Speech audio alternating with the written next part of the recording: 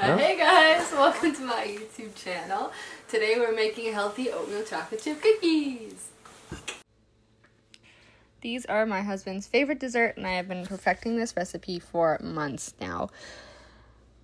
Several of the recipes I've tried before have gone terribly wrong. Some of them were okay, but this is the one I have settled on. So first we're going to start with our oats. I am one of those people who eyeballs everything.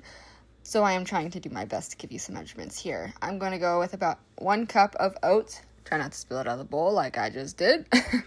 Then I'm going in with my shredded coconut. Probably about 1 to 2 teaspoons, but you can do however much you want, really. Then I'm doing about a teaspoon of chia seeds. These are great because they have collagen in them. Then I like to add some nutritional yeast. That is completely optional, up to you. Then I go in with about half a tablespoon of coconut sugar.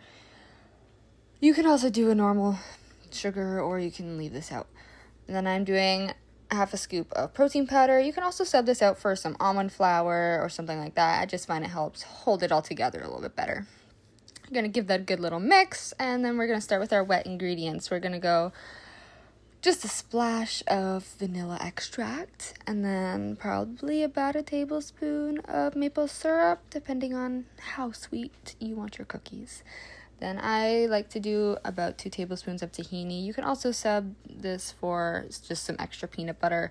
I just like that this gives me a little extra calcium boost in there, as tahini is just blended up toasted sesame seeds, really.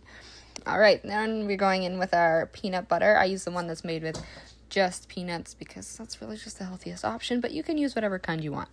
I do about 2 tablespoons or just 2 big spoonfuls. Give that a good mix because it's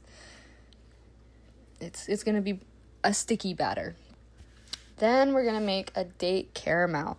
So for this, we're going to boil up some water and we're going to soak our dates in it. I personally don't think that the type of dates actually makes that much of a difference. I just am using the cheapest kind I could find, to be perfectly honest with you. One way to speed up this process would be to buy pitted dates. I, however, did not. So you can watch me pit all of my dates one by one. It is a bit of a grueling process, but it was worth it in the end because these cookies are delicious. Once you've finished pitting all of your dates, or if you have pre-pitted dates, we're going to pour the water over them, and we're going to soak them. This just makes them nice and soft so that they're much easier to blend. They should soak just for a couple minutes, and then you're going to empty out the excess water, and then we're going to make the date caramel. Unfortunately, I still need to clean my blender top because we used it earlier for a smoothie.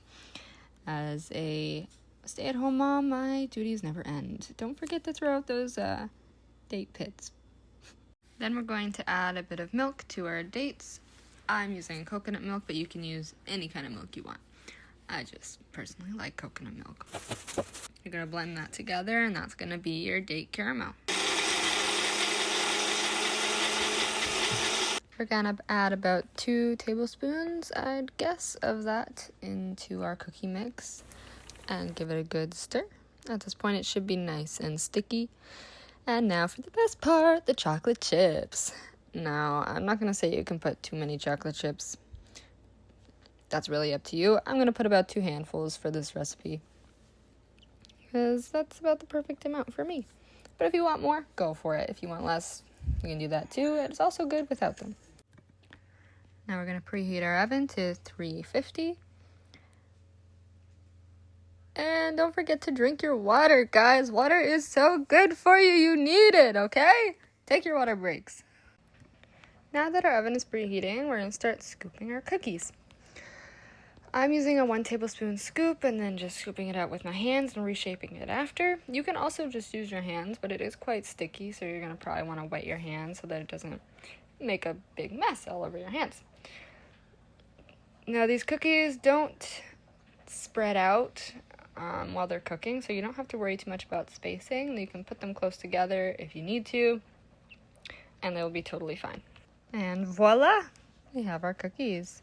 Now all we gotta do is bake them. We're gonna place them in our preheated oven for about 8 minutes. After all your hard work, it's time to relax. Sip your tea, have a snack, stare out the window like a cat. Do whatever relaxes you. And there we have it. Our cookies are done. We're gonna take them out of the oven and let them cool. And there you have it. Delicious, healthy oatmeal chocolate chip cookies. And once they've cooled, we're gonna give them a taste, and they should be so delicious and gooey, and they will hold that nice softness for days. Enjoy!